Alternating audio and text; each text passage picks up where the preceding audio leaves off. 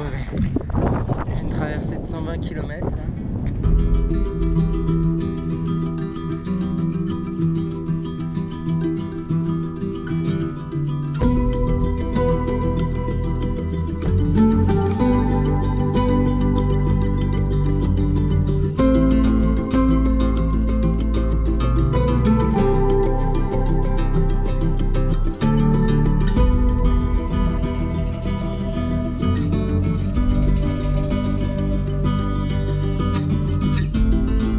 Ça y est, je suis à 6000 mètres d'altitude. Je vous cache pas que je suis rétamé. J'en peux plus. En ce moment, je me trouve au Mexique. J'ai déjà effectué 16 000 km à peu près. Donc en un petit peu plus d'1 an et demi.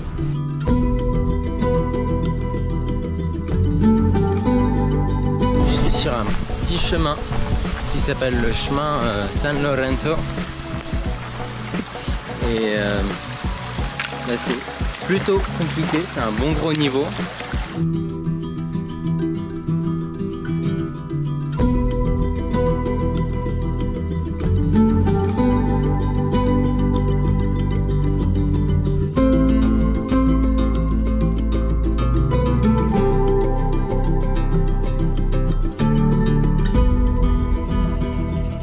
Ça revient à parcourir la Terre finalement selon un axe nord-sud. Donc finalement on traverse des climats extrêmement variés. J'ai souvent été confronté à une météo parfois extrêmement difficile avec forcément de la neige, de la pluie, du vent. Il faut savoir que quand on marche de cette manière, on vit dehors, on vit avec les saisons, on vit avec la météo, avec les éléments autour de nous.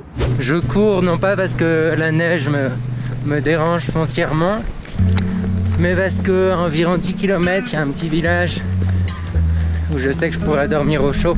La meilleure manière de gérer cette difficulté-là, c'est le timing. C'est trouver un bon timing en fait pour être au bon endroit, au bon moment.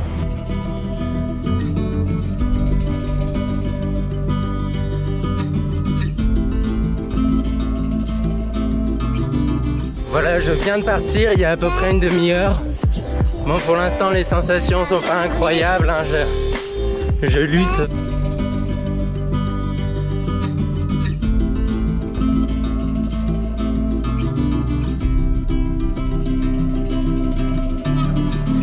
En général, je profite des heures fraîches de la journée le matin pour courir environ 2 heures.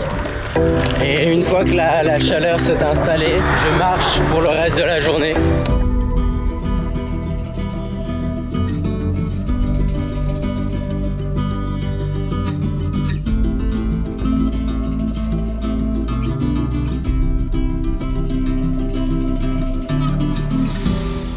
Je suis en ce moment même en pleine ascension sur un petit sentier vers le col du Lion. C'est que c'est en fait la seule voie d'accès à quelques fermes qui sont un petit peu plus loin. Et dès que les personnes qui y habitent ont besoin d'acheter quelque chose, ils font ce trajet à cheval. Sans cette pratique sportive de la marche, je ne pourrais pas accéder à ces milieux naturels préservés, où j'ai l'opportunité de rencontrer les gens qui vivent, parfois selon des cultures ancestrales, complètement détachées du monde extérieur, du monde moderne. Et en tant que marcheur, quand on arrive à leur rencontre, ce sont des moments qui sont absolument uniques, des moments de partage, de découvrir la façon dont ils arrivent à vivre vraiment en communion avec la nature qui les entoure, ou du moins en cohabitation.